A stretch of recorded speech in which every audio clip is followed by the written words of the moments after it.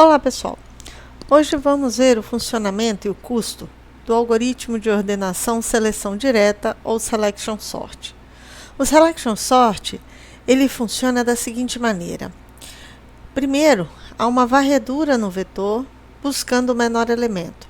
Quando achar o menor elemento, troca com a primeira posição. Depois, varre-se o vetor novamente com uma posição a menos, buscando o segundo menor elemento, para trocar com a segunda posição, e assim sucessivamente até chegar nos últimos elementos do vetor. Então vamos ver como ele funciona. Nós temos um vetor, que no nosso caso será um vetor de inteiros. Precisamos de algumas variáveis auxiliares, o i, que vai percorrer o vetor, o j, que também vai percorrer o vetor, mas quando eu fixar o i, o j vai percorrer procurando o menor elemento do vetor. O min, que vai estar sempre armazenando a posição onde está o menor elemento do vetor, e o temp para fazer a troca. Vamos lá. Iniciamos com o i na primeira posição, supondo que esse seja o mínimo, porque ainda não conhecemos o resto do vetor, e o j vai percorrer buscando se há alguém menor do que esse mínimo. Então, o j vai sempre comparando se esse elemento é menor do que o elemento que está na posição min. Caso seja, o min passa para a posição j e aí o j continua a sua busca.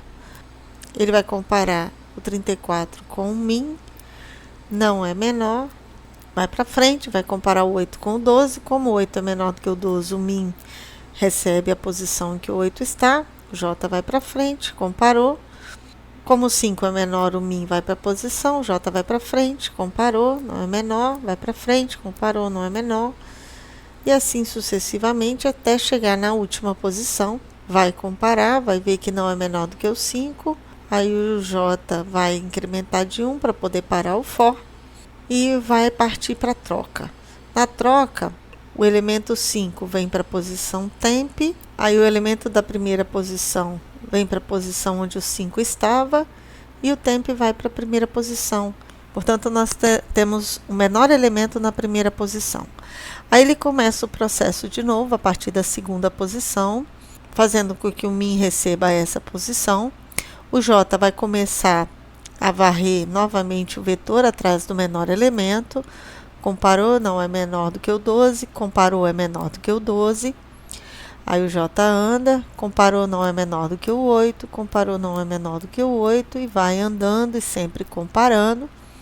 E aí ele não vai achar nenhum menor do que o 8, portanto termina o for e parte para a troca. Na troca o 8 vem para o lugar do temp, o 12 para o lugar do 8 e o 8 volta para a segunda posição. Então nós temos agora dois elementos ordenados. Aí ele vai fazendo esse processo, começando sempre da primeira posição em que o vetor não está ordenado ainda, procurando sempre o menor elemento. Agora o menor é o 12, que vai trocar com 34, busca novamente, acha que o menor é o 16, que vai trocar com 34, procura novamente, acha que o menor é o 19, trocando com 23, e aí ele vai rodando, procurando o menor elemento para trocar com a primeira posição da parte verde do vetor, que é a parte desordenada. E assim ele vai percorrendo e trocando até que todo o vetor esteja ordenado. Observe que esse algoritmo ele foi bastante simplificado. Eu usei como elemento de comparação inteiros, mas ele pode ser usado com qualquer elemento. Ele pode ser usado com comparação de string, ele pode ser usado com comparação de qualquer tipo de objeto, desde que você modifique algumas linhas do algoritmo, como por exemplo essa daqui. Então vamos partir agora para o cálculo do custo.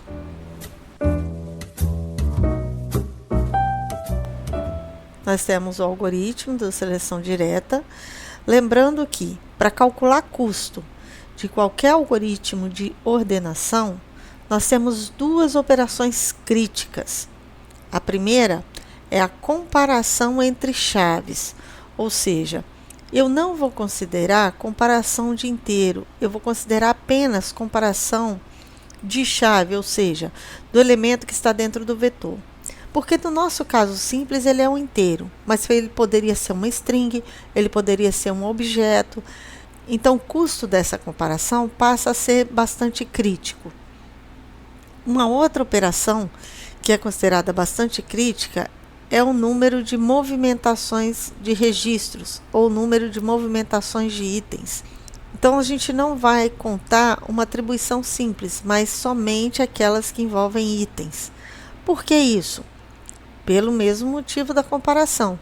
No nosso exemplo, que é muito simples, nós estamos trabalhando apenas com inteiro, mas você poderia estar movimentando de um lugar para outro da memória um registro inteiro e um registro pesado. Então, essas atribuições aqui vão fazer muito mais diferença, vão ter um peso muito maior no seu algoritmo do que essas que simplesmente mexem com inteiros e sempre vão mexer com inteiros, nunca vão mudar. Tudo bem? Então, nós contaremos apenas quantas vezes ele vai fazer essa comparação do if e quantas vezes ele vai fazer essas 3 atribuições envolvendo os itens do vetor. Para isso, eu preciso saber quantas vezes ele faz esse for, porque o if depende do for. Então, vamos começar fazendo uma tabela, com i, j, for e if. Essa tabela vai servir para a gente poder fazer um debugzinho na mão, fazer um teste de mesa desse algoritmo. Quando o for de fora começar, o i será 0, o min vai receber i e o j vai começar na primeira posição depois do i, ou seja, na posição 1. E o for vai ser rodado até que essa condição seja falsa. O for só para quando essa condição for falsa. E essa condição será falsa quando j for igual a n. Portanto, meu menor j será 1 e o maior será n. E daí eu tenho que o for, a linha do for, será executada n vezes. Como o if está dentro do for, ele será executado uma vez a menos. Aí terminou, voltou para cá, o i vai incrementar de 1 e o j vai começar no 1 mais 1, que é 2, e vai terminar no próprio n. E aí a gente conclui que a linha do for será executada n menos 1 vezes e a linha do if n menos 2 vezes. Quando o i for 2, eu vou ter algo semelhante, só que o j vai de 3 até n, então o for vai ser executado uma vez a menos e o if uma vez a menos. Até que, a última vez que ele entrar nesse for de fora, o i vai estar valendo n menos 2, que é um a menos que esse aqui. Entrou, n menos 2 mais 1, o j vai de n menos 1 até n, ou seja, a linha do for será executada 2 vezes e o if uma vez só. Lembrando, eu quero saber quantas vezes esse if será executado. Então, basta eu somar n menos 1, n menos 2, n menos 3 até 1. E essa soma é uma soma de PA. Eu consigo somar uma PA utilizando a fórmula A1 mais AN vezes a quantidade de elementos dividido por 2. Ou seja, o primeiro elemento mais o último vezes a quantidade dividido por 2. E é isso que eu vou fazer. Eu tenho aqui o custo de comparação, o primeiro elemento mais o último, vezes a quantidade de elementos, de 1 até n menos 1, eu tenho n menos 1 elementos, dividido por 2. Cancelo menos 1 com mais 1, faz a distributiva n vezes n vezes menos 1, então nós teremos n ao quadrado menos n dividido por 2. Esse é o custo das comparações de chaves. Agora vamos ver o custo da movimentação de registro, desses 3 aqui. Essas 3 atribuições estão apenas dentro do for de fora. Elas estão fora desse for aqui. Então, se eu souber quantas vezes ele entrou nesse for de fora, eu sei quantas vezes ele vai passar por aqui. Para eu saber quantas vezes ele vai entrar nesse for de fora, basta eu observar os valores de i para os quais ele entra. Ele vai entrar quando i vale 0, 1, 2 até n menos 2. Então, quantas vezes ele entra?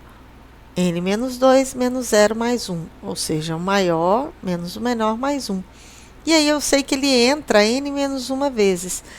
A quantidade de vezes que ele entra é a quantidade de vezes que ele vai fazer cada uma dessas movimentações. Como eu tenho 3 movimentações, o meu custo de movimentação será 3n-1.